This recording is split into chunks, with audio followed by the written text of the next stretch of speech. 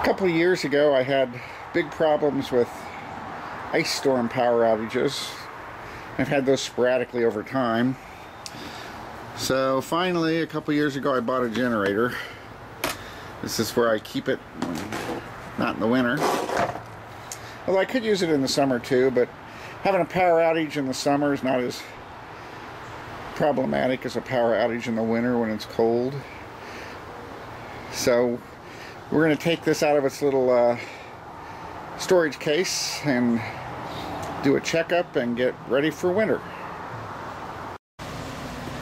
The generator I selected a couple years ago was the Honda EU2000i. I is for inverter technology, and it does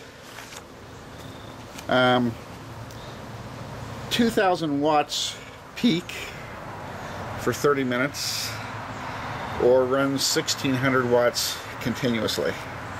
It's got about a 1 gallon gas tank, and it can run for about 10 hours on a reasonable load. I'll show you my little setup at the end, how I get the power into my house. It's nothing fancy. I don't hardwire it or anything like that. But with this I can run a space heater, and by careful and judicious juggling around I can run a microwave oven and a small water heater and computer and television and things like that. So lights, a couple lights. So it's nothing fancy, but it does do the trick, and we'll get ready to check it out and fuel it up before the winter starts. We'll start by checking the oil, which is behind this little service lid here.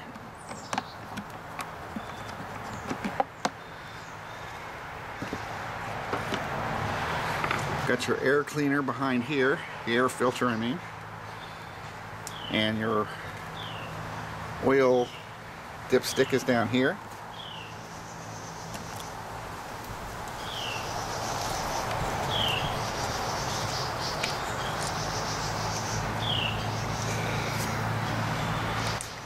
The system has an automatic low oil detection system, so if you do get low on oil, it will shut off before there's a problem. We'll check the air filter while we're in here. I've never had to run this a lot. I've only run it just to keep it tuned up and stuff, so it's very, very clean. Here's it's got two air filters. They both look great. And this is the choke switch, which you see from the outside. So we'll put the service cover back on and fuel it up and start it. Alright, we'll put a little fuel in. I'm not going to put a lot in.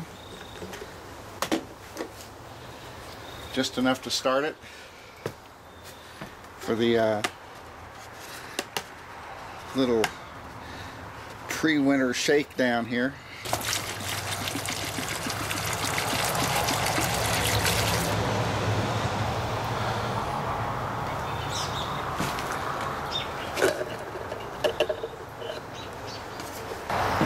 And that should be enough.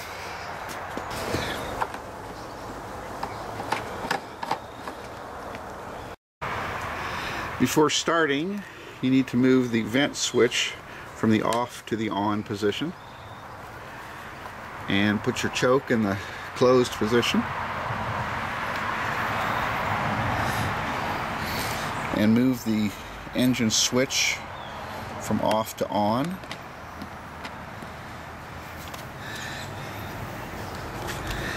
And on the front there's a little eco throttle thing. This when you're running, if you have this on, it's quieter if there's no load. So if you're running and you have minimal load or things, you can leave that on.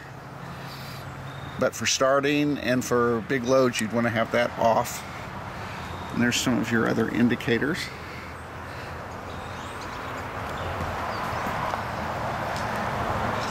So we're about ready to start it up.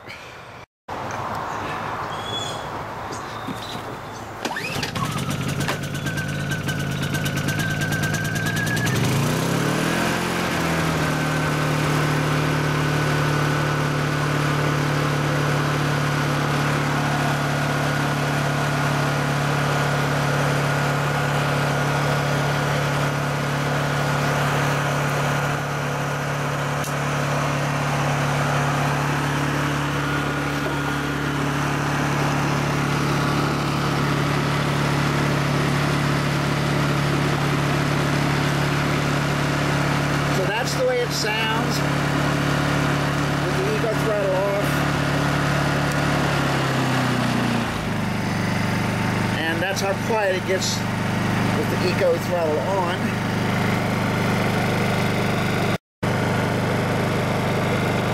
You can look at the output indicator there. Green means it's running normally. When we first start it, if it blinks once, that means it has less than 100 hours on it, which mine does. And then depending on how many blinks it gives, it shows how many extra hundreds of hours it has on it, which is good to know for service. So next I'll show you how I sort of jury-rig power into my house. Now what I've done in my situation is just I have an extension cord going through my sliding door. Then I've got a piece of styrofoam that I wrapped in plastic trash bags that goes all the way to the top. It's not a perfect weather seal, but it's pretty good. And I tie this door off inside to a nail on the ledge.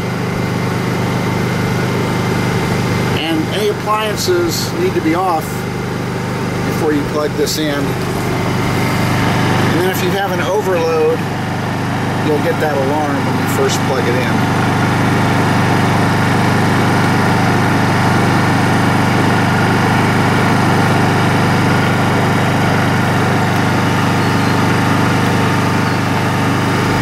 So that's how I plan on making it through a few minor ice storms. I keep a 5-gallon can of gas in the garage, which it's going to give me several days worth on low loads. The heater being the most important thing. So that's the Honda EU2000i generator.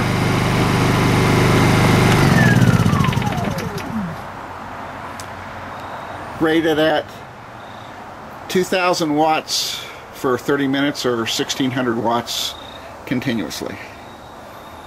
And I'm ready for winter again. Thanks for watching. Bye.